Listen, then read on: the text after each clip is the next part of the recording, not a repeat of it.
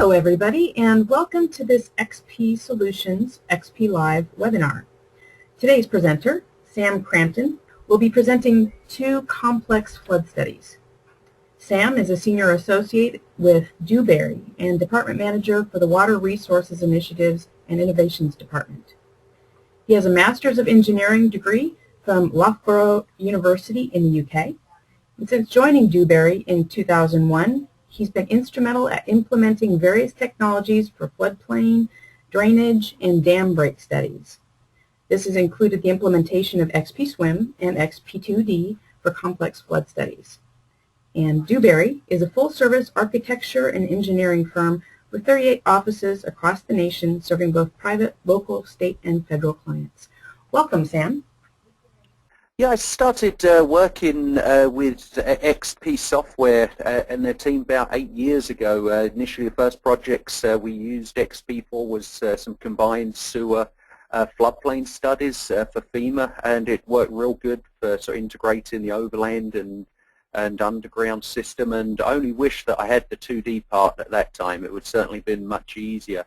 And so what I'm going to do today is go through a couple of case studies of recent flood studies that we've done where we've implemented xp2D.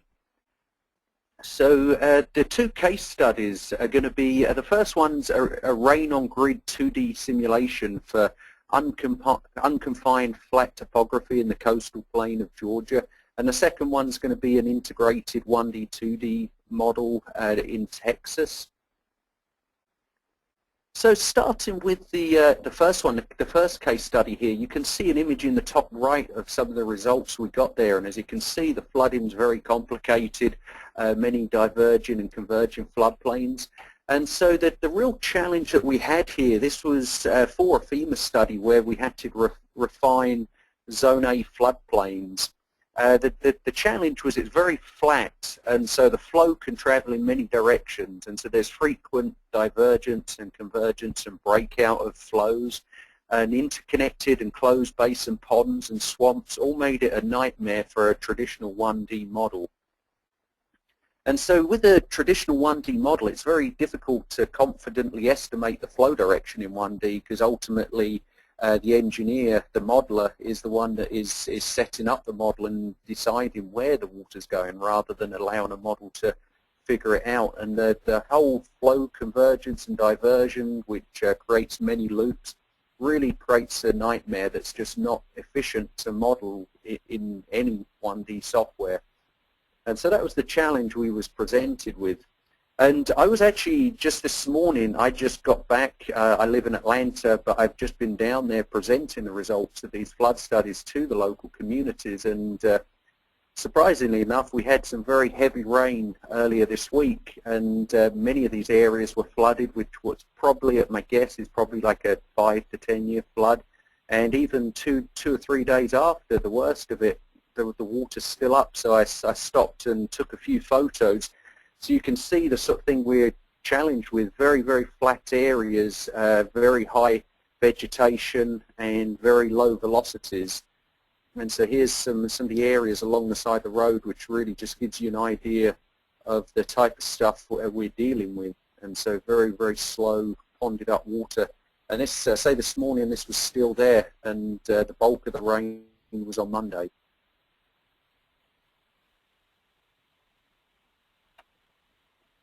And so this here you can see this is where it's going under the bridge, so the velocities are picking up a bit, and you can see some of the ripples around the post there, but generally I would estimate the velocities are certainly less than 1 foot per second, other than these small areas where it's converging into a bridge.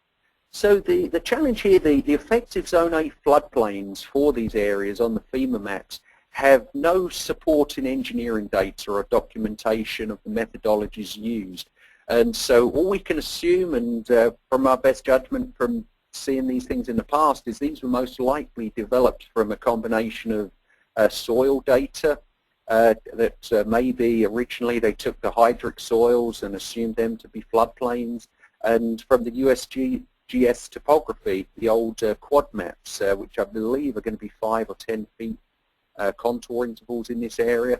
So very, very simple, and no engineering models really gone behind the effective. As you can see, the floodplain boundaries are very smooth and simple. And when we actually overlaid this on the LiDAR data, we're fortunate that they have flown LiDAR data recently. There's a very poor match to the LiDAR data. So the solution that we piloted for this was the what's called a rain-on-grid direct runoff model, where we used xp2D to actually figure out where the rain goes. And in simple terms, it's almost as simple as just creating an elevation grid within xp-swim and dropping the rain on it and seeing where it goes. Obviously a little bit more complicated than that, but that's the general basis behind it. And so by doing this, there's no need to go through and delineate your watershed boundaries like you traditionally do. You can consider the infiltration losses for every single grid cell, and at least a first cut, it can be very rapid to create. Now obviously when you run a very large area with a 2D model, the run times, as with any 2D model, can be long, but for the amount that you get done in that time, when you can run a full rainfall hydrograph, it's a very efficient way to do it, and it doesn't require you to have somebody sitting there watching. You can click it, let it run for a few hours, and when you come back, it should be done.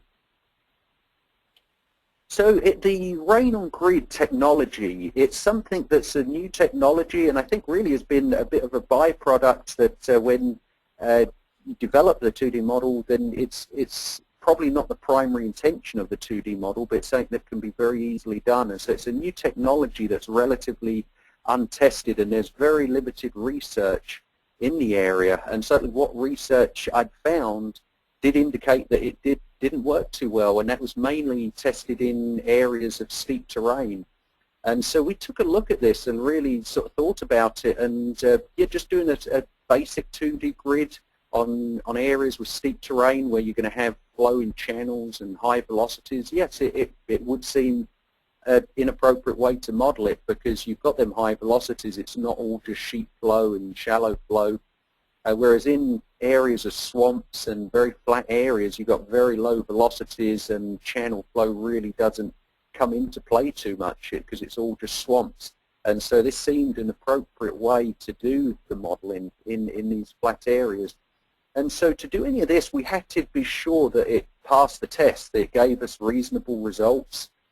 And that's where we performed a thorough testing and calibration of the parameters to ensure that the results are valid. And the way we did this was to develop regional curves by analyzing any available USGS rainfall gauges within the coastal plain, riverine areas of Georgia, and also just going over the border into South Carolina, which is very, very similar topography there. So I think the effectiveness of the rain-on-grid will vary depending on different hydrologic conditions. My theory is it's going to be more effective in flat areas than in steep areas, simply because of modeling channel flow. I think you'd need to put in a lot of 1D features when you're getting into more mountainous and steep terrain. So here's the validation that we did from using xp-swim. As you can see, the red line is a best fit line on a log curve there, where we've plotted the results of USGS gauges, drainage area against discharge, and you can also see there the 66 and the 95% confidence limits of them estimates from the gauges. And then you can see the big the black diamonds there. They are the results that we got out of xp-swim. As you can see, in almost every circumstance there, we was in that 67% confidence interval, and a few of them strayed a little bit out, but certainly not by far.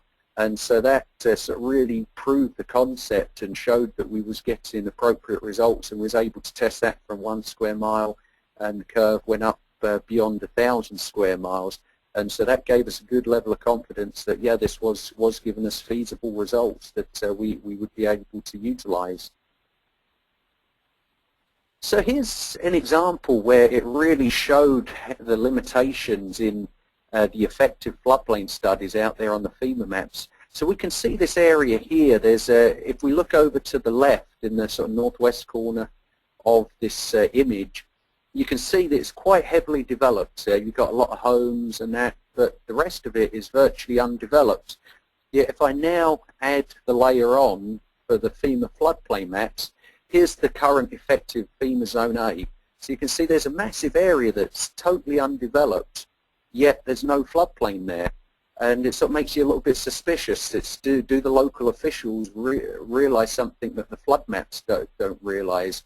And so we did the direct rainfall runoff model with this using xp2D.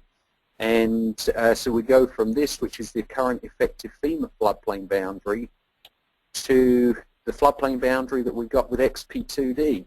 And as you can see, all these areas that you thought would be developed, there's a nice road going through the middle there, so you've got access, so you'd have thought developers would want to be in there, but obviously the community here has done an outstanding job. They know the history of the area, they've seen it flooding, and they've kept developments out of there. And so it's a really good example of sound floodplain management, and we can see with the results of xp2D how that really does flood there. And when I turn it off as well, there's certainly, you can see correlations with the aerial imagery there. You can see the slightly lighter green there is where you got more of the deciduous trees and that will be growing in the sort of the wetland areas, and that all lines up well with the model results that we managed to achieve with xp2D.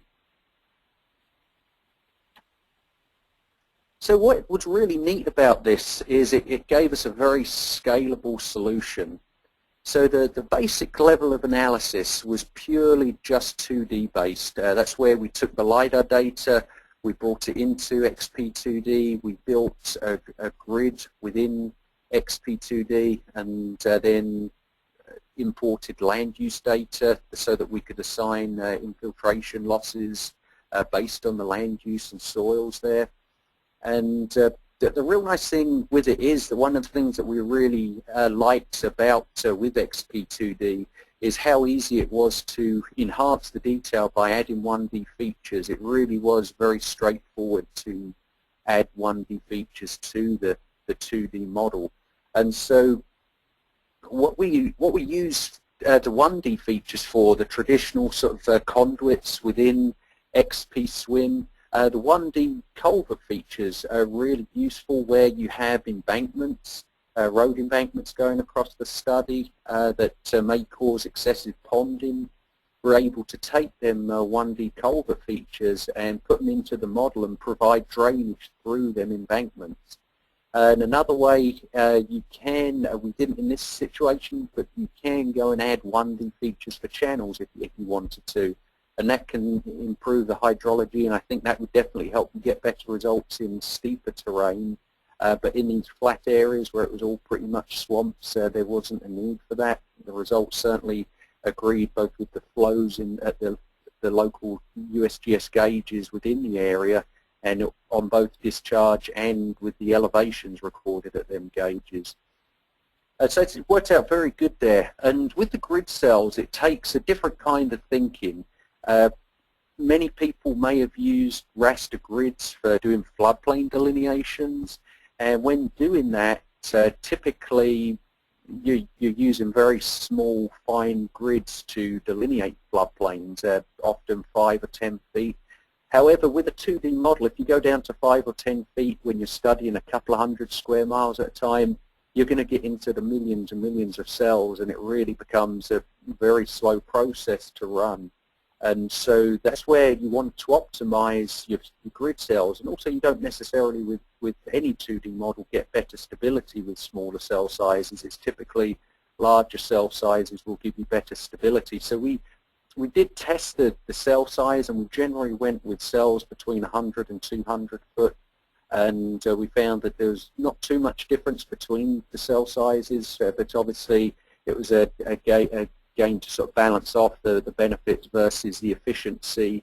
Obviously, a 100-foot cell size is going to be four times less cells than if you do a 100-foot cell size is going to be 4 times more cells than if you've done a 200-foot cell size, which is going to be far fewer. So what we can see here is one of the typical approaches we can take with xp2D and the traditional XP swim 1D component of it. So here we've got the basic floodplain that we derived from a 2D only model. So this was purely just from dumping the rainfall onto the grid and letting that water just flow wherever it wants to. Now what we could do, as you can see here, the north side of the image is the upstream side of that road embankment. As you can see there, it looks like a pretty excessive backwater there, and there's lots of homes been put into this floodplain. And so that seems a little bit excessive, and certainly if I lived there I'd be unhappy about that floodplain and I'd probably challenge it. So that's where we can go ahead and add detail to these. So once you have that done, it's very easy to go and add conduits here. So here you can just see like an illustration of putting in junctions and conduits which could represent the cross drains or culverts going through this road embankment.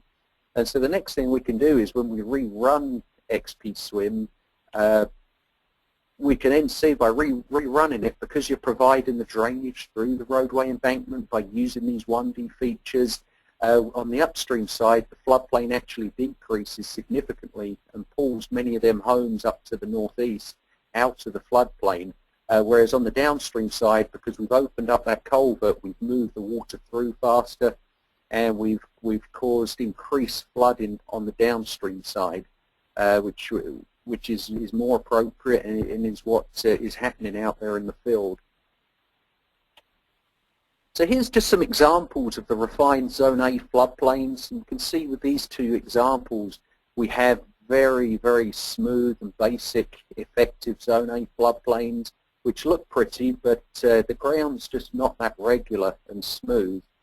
And as you can see, just looking up there, you can see some areas in the vegetation where the ground is changing colour, where obviously there is some wetlands or some kind of drainage or channel going through there. So the floodplains really don't capture all of the flooding risks. But if we now take a look, and here's the example with the xp2D, and we've got certainly a lot more floodplain here, but as would be expected, because these areas here are very, very swampy, wetland type areas. So if I go back there, and so you can see the old floodplain, and again here's the new floodplain, and quite different. Here's another example. On the left here you can see some sort of looped diverging and converging floodplains there. On the right, I thought this was an interesting example, going through a very urbanized area. I turned on the contours for the image on the right. You can see actually the effective floodplain doesn't even align with the channel. You can see the channel going north to south there. However, the floodplain, yeah, it follows it fairly good on the top half. On the bottom half, it goes off to the side. And so that obviously, the effective study there is not right at all. And you can also see in the contours in the bottom, there's another channel coming in from the west there. And there's just no agreement with the contour data at all. So here we'll take a look. Here's the xp2D results, and again you can see that stream coming in from the west and from the north now, and it's all matching the contours as you would hope for. And that stream coming in from the west there, that is a very small drainage area, and the flooding's very shallow there. It's less than 1 square mile. So the reason that's shown as green is that's actually going to be shown as a shaded Zone X on the new FEMA maps, and the red is the detailed Zone A. So we've been able to significantly refine the flooding through this area and be able to communicate the risk far better to the local communities. So just a summary of the benefits of the xp2D model doing the rain on grid. It's very fast to develop a basic floodplain for a very large area. So for these examples here, we did several hundred square miles at a time in 2 or 3 different batches. And so you can do a very large area, and yeah, it takes a while to crunch such a huge amount of data, but it's not like you've got to have someone sitting around watching it We often set the large simulations going at night, or we have a bank of computers for large simulations. And it's very straightforward to integrate the 1D features and refine the 2D model. And certainly much easier than many of the other 2D models that we've used at Dewberry. And the nice thing about the rain on grid, it can identify comprehensive floodplains within the study boundary, not necessarily just the streams that you've scoped. You can do a full comprehensive study everywhere. And some of the recommendations, smaller isn't better when it comes to selecting your 2D grid cells. That's one of the big mistakes you see often. People will struggle trying to go to a really very fine grid cell, and that's not always the way to go. And recommend delineating the floodplain within GIS at a finer resolution, since some of the challenges with it is when you use larger grid cells, obviously you want something a little bit more refined when you do the floodplain delineation. And also by doing a rain on grid, essentially every single cell in the study area is going to have a flood elevation associated to it. So even at the top of a watershed, where the water goes in both directions, you're going to have a flooding depth. However, it's going to be very, very shallow, and that's very easy to screen out and remove that. So some of the solutions to the challenges, obviously it takes a long time to run is one of the challenges. So when you typically use large grid cell sizes like 100 to 200 feet, the grid cells are going to be too coarse to pass the FEMA floodplain boundary standard in terms of delineating, certainly not in terms of developing a model. And it creates a floodplain for 100% of the cells, so you must determine a threshold to define a flood. And so the solutions we did with the cell size, we tested different cell sizes and sensitivity, and we optimized it to what gives us good results, but optimized it for efficiency. And to screen out the results, because you're doing a continuous model, we screened out the results to only include cells with a depth greater than 1 foot. So that got rid of all the very shallow sheet flow areas where you're only having a couple of inches of flood in there. And so that worked out really good, and you got some good agreement with sort of what you'd certainly expect for a floodplain to be. And redelineating it on a finer mesh, like maybe a 10-foot mesh within GIS, comes out with some really, really nice floodplains, and you can pass the FEMA floodplain boundary standards by doing that on the more refined terrain datas. So the second case study that is going to go through here is a complex hydraulic study in Texas, in the city of Arlington, which is a very highly altered flooding source that contains several complex hydraulic features that made it very challenging. So the main feature was there's an excavated flood relief channel parallel to and below the main channel, which as a result of excavation is now a perched channel, and got converging flooding sources. You've got multiple openings through major road embankments, and major grading activities have occurred that influence the flow direction and drainage. Much of this caused by the golf course as well as the flood control efforts that have gone on. And it's very challenging to develop a 1D model, and integrate an integrated 1D, 2D model provided an excellent solution for modeling the complex conditions that were found here in this watershed.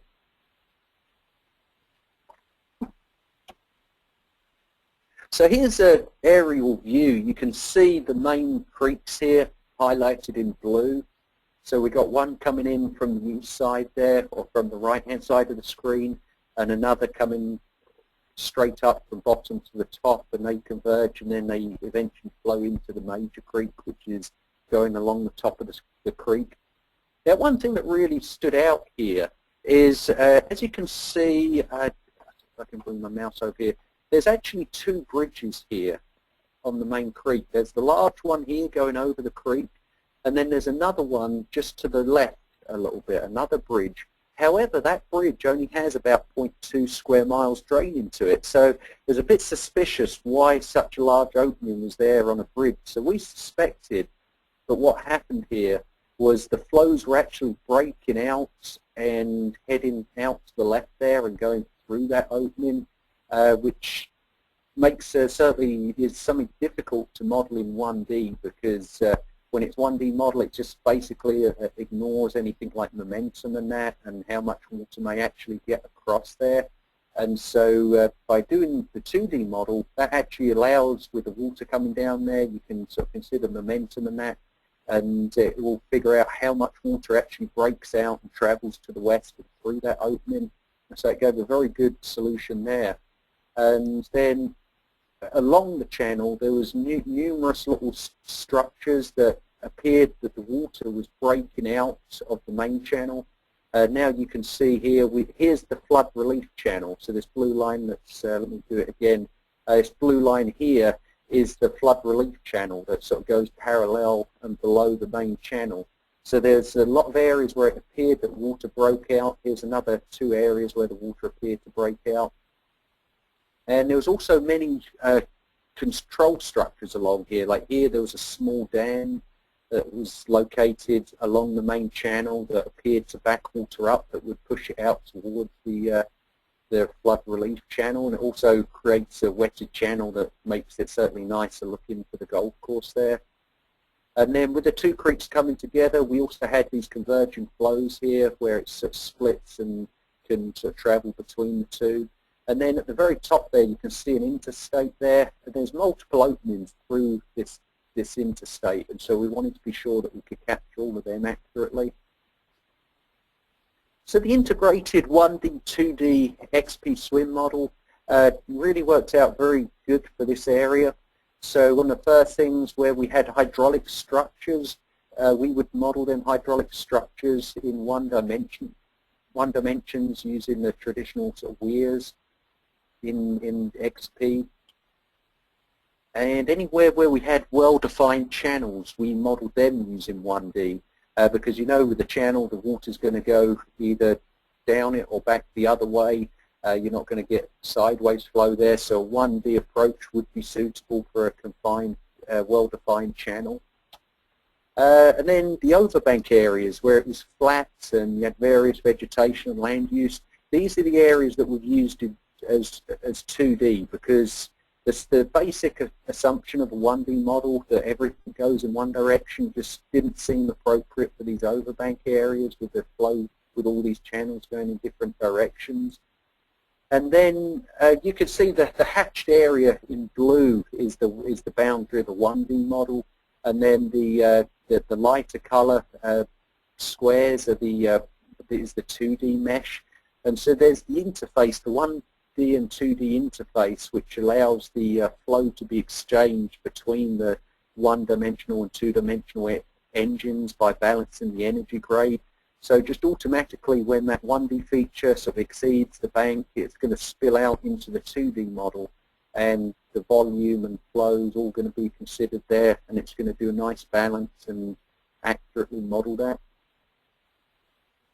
So the results, as you can see here, an example of the results, the water's going all over the place. It's breaking out to the left there.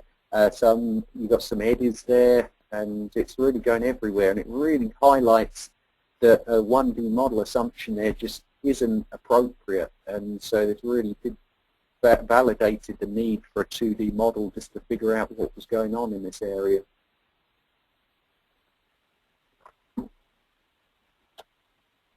So here we're going to just see an animation, and when I click it here, you're going to see how that water comes through here. You can see, first of all, it breaks out into the golf course area very early on, and here it starts to back up and flowing into that subdivision there.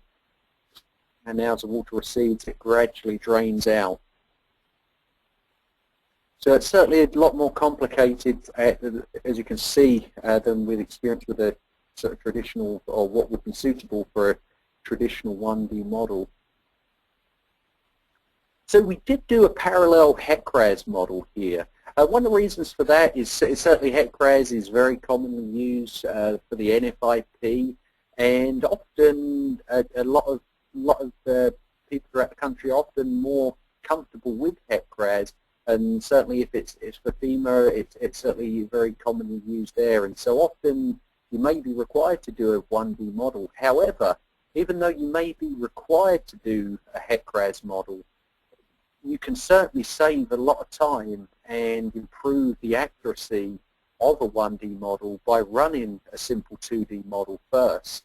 And what we was able to do here, the city here actually wanted both models. They wanted a HECRAS model for FEMA, and then they're also going to have the xp2D model, which they'll be able to use in-house as well for any mitigation planning activities and all kinds of things. And so what we was able to do is we was able to take the xp2D model results and use them to set up the geometry of the HECRAS model.